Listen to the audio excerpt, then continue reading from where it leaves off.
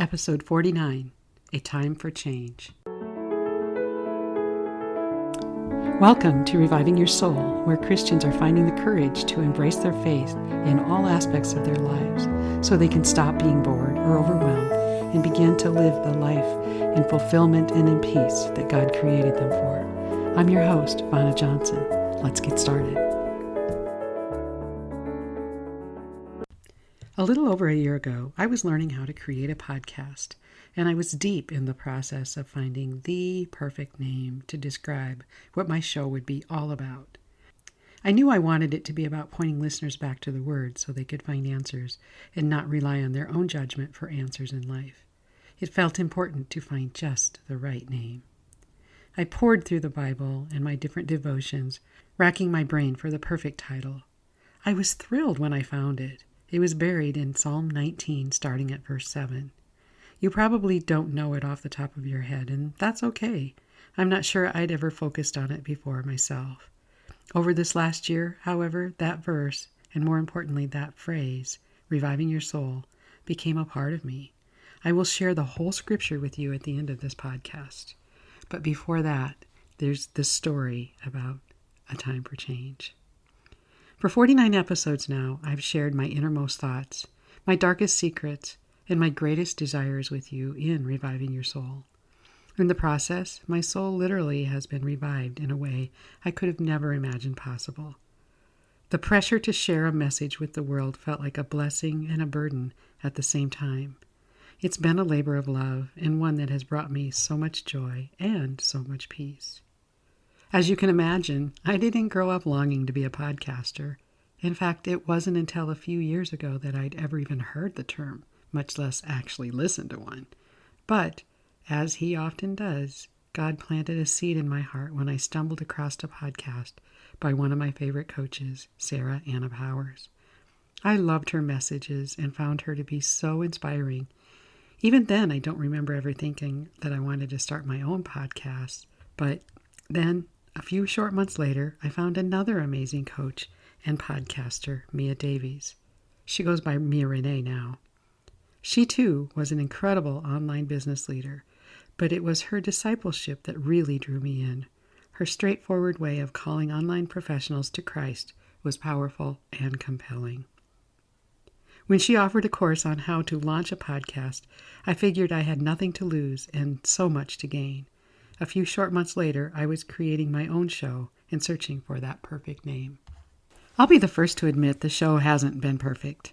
I felt very inferior to those ladies who made it seem so easy. They could talk for an hour at a time, seemingly without notes, never stumbling or stuttering. How intimidating was that? But then I learned that I didn't need to compare myself to them. In fact, I didn't need to compare myself with anyone else in any area of my business or life. But that's a topic for another episode. In time, I found that I had an aptitude for writing, the recording, and the editing of the show. I honestly fell in love with the whole process, bit by little bit, although some weeks I've really questioned my sanity for starting such a commitment. I mean, really, who am I to think anyone would listen?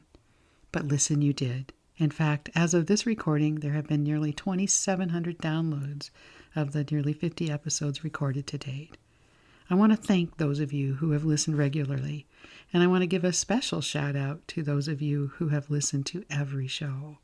You have witnessed each agonizing step along the way as I took a step, then another. After a short time, I'd change directions, and then I'd change it again. But that's how life is, isn't it? We rarely know the end of a journey when we begin it. And honestly, if we always choose a well-known path, life can get a little boring, can't it? Trust me, this path has been anything but boring for me. In fact, I was just starting to feel a little comfortable with it all.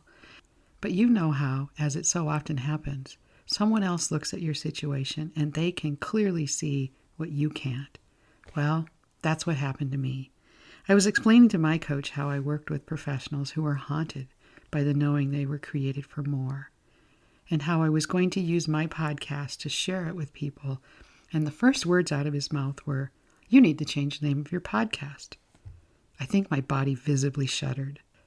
I may have even rolled my eyes, which had to have come across as being disrespectful to this man that I had the utmost respect for. But seriously, he couldn't have known what he was saying.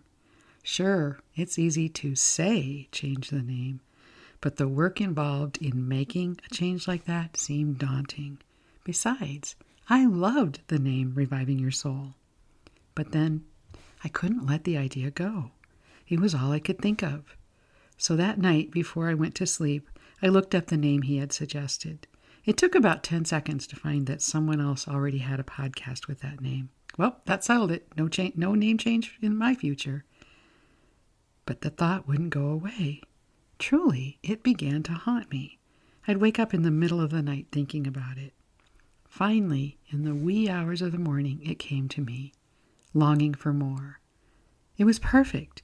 It describes the sense so many of us have that something is missing, that God has called us to more, and until we find our more, we won't be satisfied. It felt like I had found the missing puzzle piece. I immediately searched for a podcast with that name. None. The missing piece locked into place. There was no turning back at that point. And that's how it happens. God uses someone or something to plant a seed for what he wants us to do, and then he just lets us simmer and stew in it. If we don't act right away, he'll come at it from a different direction until we get the hint as to the way he wants us to go. It's usually somewhat just outside of our comfort zone, and it will require just a little bit of a stretch. But it isn't going to be something that is so hard that it stresses us out completely. Well, unless you're prone to be that way, and if that's the case, we need to talk about it. We can ignore it. We can convince ourselves we misunderstood. We can even run the other way. But eventually we will recognize that it is a step that we are being called to take. And if we do, we find joy. If we don't feel anxious and out of sorts, and it will haunt us. In fact, we'll try to fill that want or that need with a million little things to avoid the one thing. But it never works. Much like me trying to find my path, I've struggled. I've started and stopped a half a dozen times. But until I found that coach who held up the mirror for me to see what was inside of me longing to come out, I wasn't going to get it right. I wasn't going to find the life that God had created me for. Truly, since that big discovery, all the rest of the pieces have come clicking together like clockwork. Want to know the best part? Not one of those false starts, not one of those, quote, failures along the way went unused. Just like at the conclusion of the story of Jesus where he fed the 5,000, when it says at the end of verse John 6:12, let nothing be wasted. God used every single moment of uncertainty and frustration to help me build the program where I can help my clients step into their more. As a result, I get to help the people I work with skip much of the pain I went through. They quickly get clarity so that I can help them learn their strengths, find what inspires them, and learn to trust their instinct and get over all the things that are holding them back from the life their soul is longing for. And I can't wait to share this amazing gift with all of you. So next week, I launch Longing for More. You'll see a new cover of my podcast, but the rest of it's going to remain much the same. I'll still share my heart. I'll still invite others who have found that thing that their soul is longing for to join me and have them share their story. And most importantly, I'll still share my favorite scriptures. Which brings me back to my earlier promise. Here are the verses that inspired it all. The law of the Lord is perfect, reviving the soul. The decrees of the Lord are trustworthy, making wise the simple. The commandments of the Lord are right, bringing joy to the heart.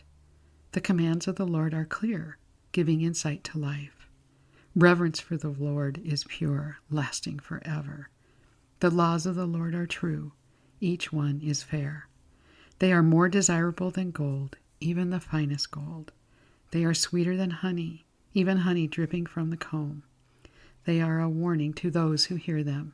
There is great reward for those who obey them. That's from Psalm 19, 7 through 11. So what great reward has God laid on your heart? What is your soul longing for? Are you ready to discover your more? If so, let's visit. I would love to help you create a sense of clarity about what's missing in your life and identify the most powerful actions that will move you toward the more you desire. I have a limited number of spots available over the next week, so get yours scheduled now so you can complete the consultation with the excitement of knowing exactly what to do next to create the life your soul is longing for.